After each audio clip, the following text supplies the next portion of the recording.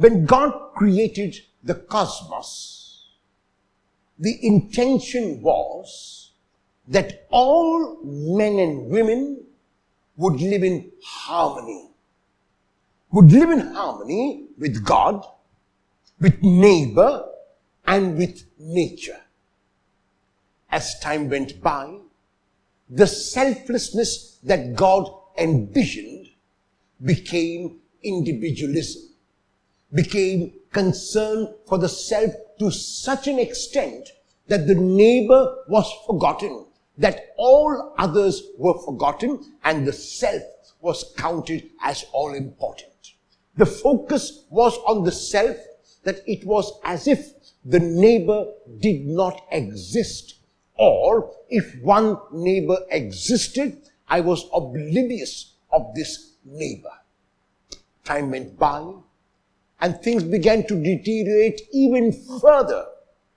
And this is the theme of the readings of today, when God says in the first reading that He has to come again to gather all the nations together. God will make no distinction whatever between color and caste and creed and religion, because it is God's intention that the whole human family should be one. The distinctions that we sometimes make between this group and that group is resulting in a break and division in the human family.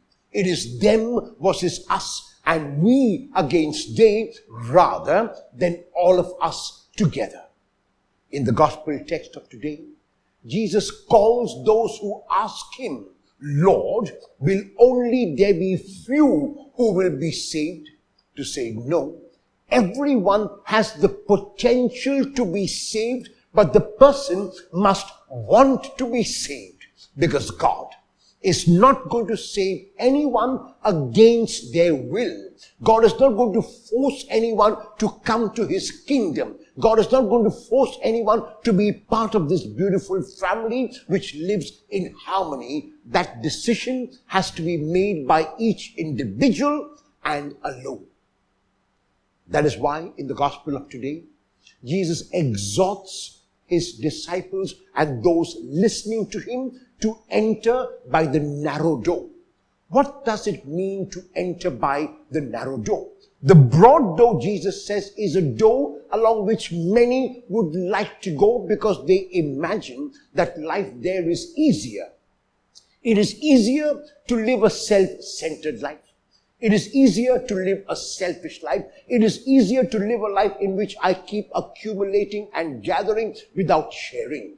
The narrow door is the door of the gospel, of the good news, which shows that God is father and mother of every human being, and which shows, therefore, that every human being is my brother and sister and mother and father.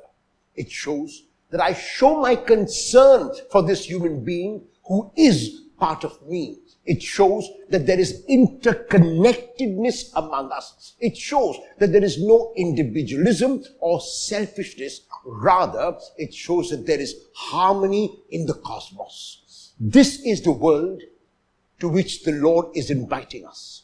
This is the road which the Lord is inviting us to take, so that when we stand before the Lord, as the Hebrews says, with so many other witnesses who have suffered and gone through great ordeals, we will be able to hold our heads up high. We will be able to say to the Lord that we have lived lives of harmony. We have done our bit in co-creating this cosmos which the Lord has created. And so today is a chance and a challenge to renew once again our relationships on this threefold level. To renew our relationship with God, first of all, by acknowledging that for everything and anything we are dependent on God. By realizing that we are not independent, not merely individuals, but individuals of one large family which the Lord has created, the human family. The second level on which we renew our relationships is the level of other human beings around me. I look at them with love. I look at them as brother or sister. I look at them as living together in harmony in this beautiful cosmos which we have been entrusted with.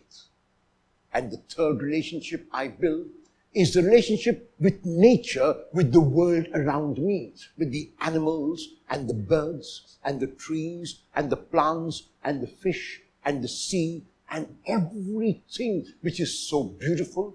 I live in harmony with that, which means that I do not destroy unnecessarily. I do not overuse unnecessarily. I do not use selfishly. I use selflessly, responsibly, and as a trustee. Let us pray then that our relationship with God, with neighbor, and with the universe might be renewed.